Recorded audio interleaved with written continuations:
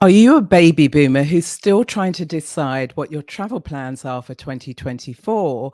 Or if you're thinking of taking a sabbatical or gap year prior to you retiring so that you can explore travel as a way to understand life in your retirement years, then tune into today's show because I'll be sharing 3 new destinations that you may want to add onto your bucket list as you move through and explore the world around you. If you're new here, welcome. My name is Bybreen and I help baby boomers reinvent themselves psychologically, practically, and technically so they can thrive in their third act of life. And if you're one of my regulars, welcome back. Great to have you here. So last week, I was at the fantastic Destination Holiday and Travel Show. And for 2024, the show, as well as Wanderlust Magazine, have compiled a list of 24 hot countries to visit in 2024. Now, it's not only hot in terms of weather, but just like the hottest places, the undiscovered places that we should all be exploring. So, the first of the 3 is the Republic of Congo. And it was really great to see this one on the list in terms of the Central African country being profiled as well as the African continent as viable, exciting destinations to go to. So, the Republic of Congo could appeal to you if you're the type of baby boomer who is active, who is curious and adventurous, and is looking to make cultural connections, then Congo could appeal to you. Now, why is this? There's a couple of highlights. So, one of them is their really fantastic array of music, arts, and dance festivals and entertainment. And they are usually held in the town of Brazzaville, which is the second largest city in the Congo behind Kinshasa, which is the capital. And they not only showcase the cultural entertainment from within the Congo, but it's showcasing right across the African continent. So the other 54 countries are also showcased there. So if you're really into your arts and your culture and your dance, then the Congo could really appeal to you. Now, if you're somebody who's ecologically driven and really into nature and you want to immerse yourself in the natural world, then the Congo could equally apply to you. The reason being is because they have untouched rainforests, and in these rainforests and natural lands, we have lots of natural parks there. But the most important thing is the beauty of observing animals in their natural habitat. So you can do that. They have a range of national parks. And as I said, if you're ecologically driven, this you could find very appealing and you'd want to add the Congo onto your bucket list. Secondly, you can also do that activity, but through the lens of a river safari. And so you'll be sailing down the Congo River. And here you'd have exposure to a wide, diverse range of wildlife, as well as the traditional villages that are around the whole river. So this allows you to really be immersed in nature and have an appreciation of the beautiful land of the Congo. Now, also, if you want to be sustainable and ecological and you want to contribute to the local economy, then one of the things that you can do is to have these cultural connections, cultural tours, where you are connecting with local residents and communities and being educated by them about the wonder of living in the Congo. Now, what you need to kind of pay attention to is have an appreciation, go away and research some of the cultural nuances that you should be au fait with, together with learning some basic French. There's nothing greater than when you go to another country and it's not your first language, but you've taken the opportunity and the time to even learn the basics of conversation in that language. They're going to absolutely love it. So, if you're somebody who's trying to rekindle your sense of spirit and adventure from your younger years, then the Congo could actually open up your palate again in a way that's done in a very safe and a very responsible way of travel. So, the Congo, the Republic of Congo, is the number one destination on the list. The second one is Peru. Now, if you are a history buff and you really like to have that sort of archaeological exploration, you're a culture vulture, and you're also seeking some kind of spiritual solace or soul searching, then Peru could be a great destination for you to explore. Why? Because you can go and hike the very famous Inca Trail, and that will take you to Machu Picchu, and there you can take in the breathtaking views of this wonderful land. There's also a city called Cusco. I hope I'm pronouncing it properly. Now, if you're really into archaeology, you can be exploring the ancient sites there. And it will give you an opportunity because you're a history buff and you want to really have a better understanding of the Inca Empire, then Costco is going to allow you to really unleash your Indiana Jones, go on those kind of archaeological haunts and hunts and really think about the land that you're on and the kind of historical context and think of it from, the past, the present, and where it potentially could be going in the future. You also might want to kayak along Lake Titicaca. I hope I'm pronouncing that one as well.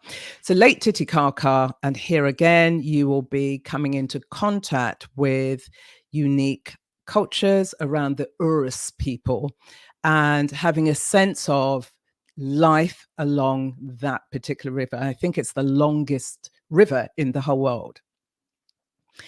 And here, what you can also do is think about your life questions. You're going through a moment, you've hit your late 50s, going into your 60s and beyond, and you're contemplating life. And so you're reviewing your own life's journey, considering some of life's vicissitudes. And Peru is a wonderful environment because you'll be surrounded by ancient wonders and taking in the breathtaking views of what the country has to offer. So that's the second destination that you might want to add to your bucket list of travel. And then the third one is Kazakhstan. Now, Kazakhstan is being profiled highly this year because it's hosting an international event that I had never heard of, and it's the World Nomad Games. So we have the Olympics here in Paris in July of this year. But actually, in the Central Asian countries, they host this games called the World Nomad Games. And here, what they're doing is they are celebrating the ancient sports and cultures and nuances and idiosyncrasies of nomadic people. Now, this is the fifth World Games that are being held, and they're held every 2 years. So this year it's going to be in September, from September the 8th through to the 14th. And so it runs for that period of time. And it's quite interesting, the compilation of events for this games, because it's not only physical, it's also intellectual, and it also has a scientific aspect to it.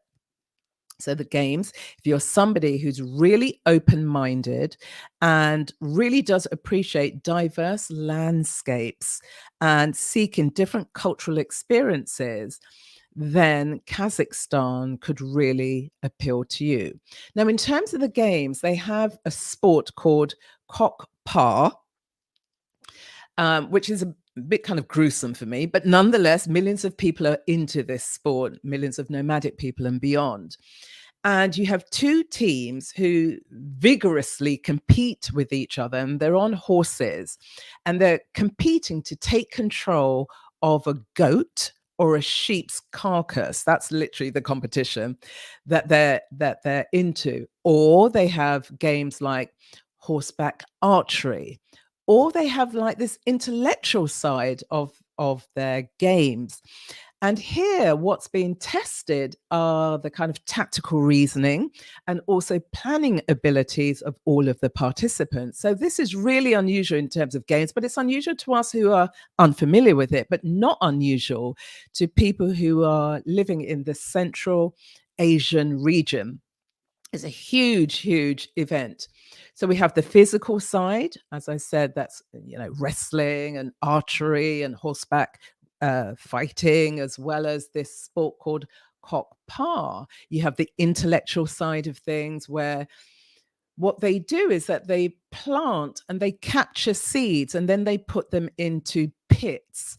And they're being assessed, as I said, from a tactical point of view. How does this athlete think tactically? How does this athlete think strategically?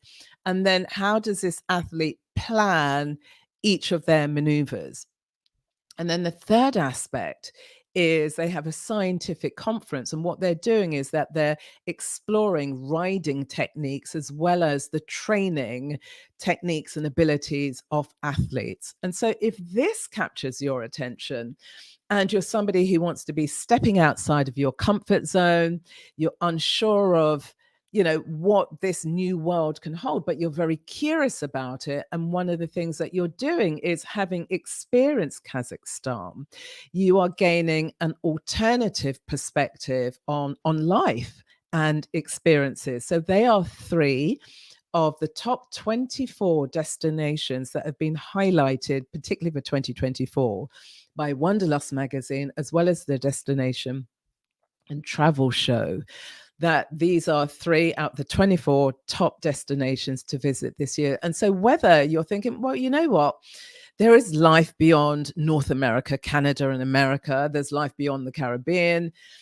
there's life actually to be explored in Africa and Central Asia, then exploring, and South America, obviously, with Peru, exploring these destinations, whether it's for holiday, but also whether you're thinking of taking this sabbatical. It's something that boomers, us as boomers, may want to trial what retirement life could look like. And we are consciously taking time out, whether it's holidaying or whether it's a month here, 3 months there, so that we can start scoping what retirement life can look like.